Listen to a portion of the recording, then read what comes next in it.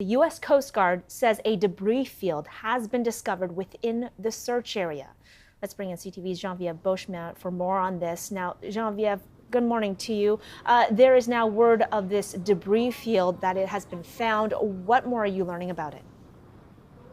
Well, what the Coast Guard says for now is that they're evaluating that debris field. Of course, it was found within the area of the search site that they have been scouring now since Sunday morning. We don't have more details at the moment. There is a press briefing that will be taking place later this afternoon, and perhaps more questions will be answered at this point. But we do know that there have been 10 ships that have been scouring the area, searching the site. There have been these remote operated vehicles that have been going deep underneath the water.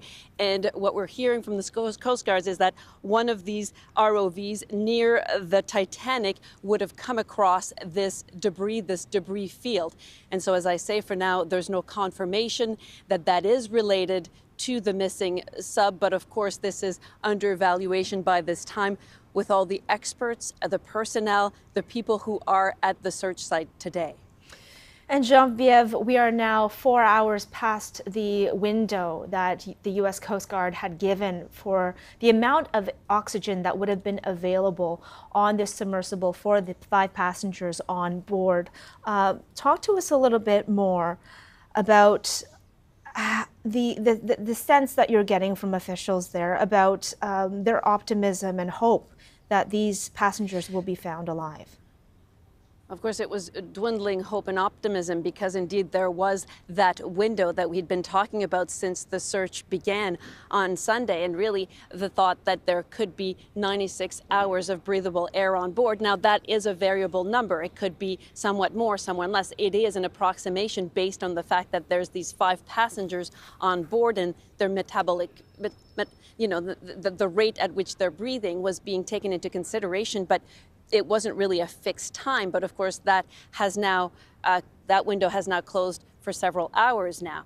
Now we'll have to see indeed what will happen with the discovery of that debris field when they start analyzing it, how much of an impact that will have. But what the searchers had been saying yesterday is that they felt as though this was still very much a rescue operation. They said we're smack dab in the middle of a rescue operation and we're not giving hope.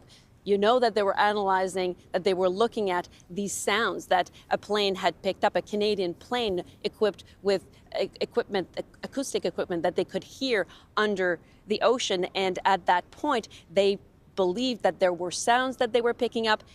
They didn't know what those sounds were, but they relocated the search in order to see where those sounds may be coming from. There were reports, as you recall, that these were sounds that were coming at regular intervals that had given some hope to those who know some of the passengers on board, saying they're experienced explorers. That's the kind of thing they would do. They would know how to signal. And so that had given some hope.